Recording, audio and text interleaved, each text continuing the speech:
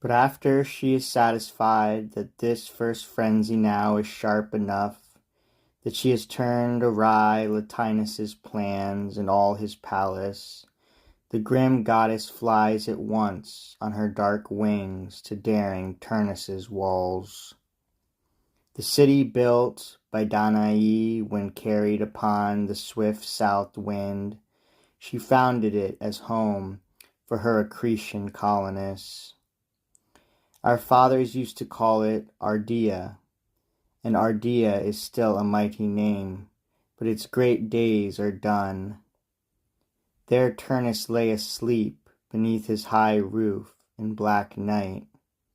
Alecto sets aside her savage features and Fury's body. She transforms herself, becoming an old woman, furrowing her filthy brow with wrinkles, putting on white hair and headband, then an olive bough. She now is Calliope, the aged priestess of Juno and her temple.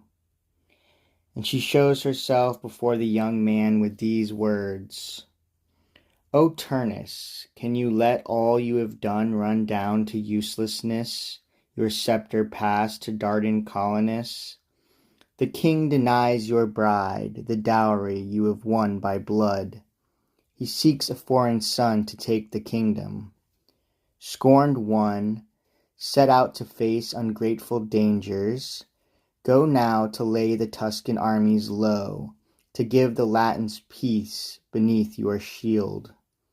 This is the message that the very presence of Saturn's mighty daughter ordered me to bring you, while you lay in tranquil night.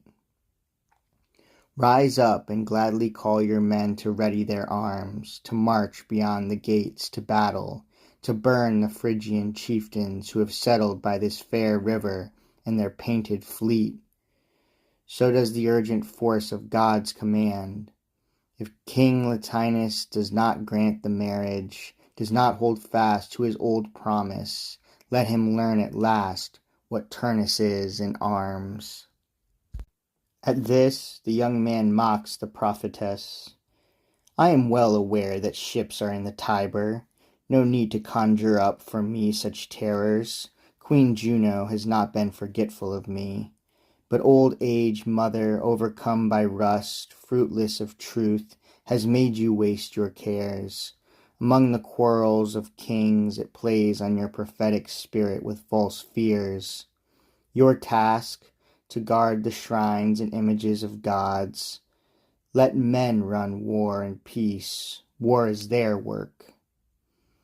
Alecto blazed in anger at his words, but even as he spoke, a sudden trembling clutched at the limbs of Turnus. His eyes stared. The fury hisses with so many serpents, so monstrous is the face she shows. She turned her flaming eyes and thrust him, faltering, back. As he tried to say more, she lifted up 2 vipers from her hair. Her lash was loud. With maddened lip she added this: Then look at me, undone by rust, fruitless of truth, whom old age plays upon with cheating terrors among the quarrels of kings. Just look at me. I come here from the home of the dread sisters, and in my hand I carry death and wars. In saying this, she cast a torch at Turnus, fixing the firebrand within his breast, and there it smoked with murky light. Great fear shatters his sleep. Sweat bursts from all his body and bathes his bones and limbs. Insane, he raves for arms. He searches bed and halls for weapons.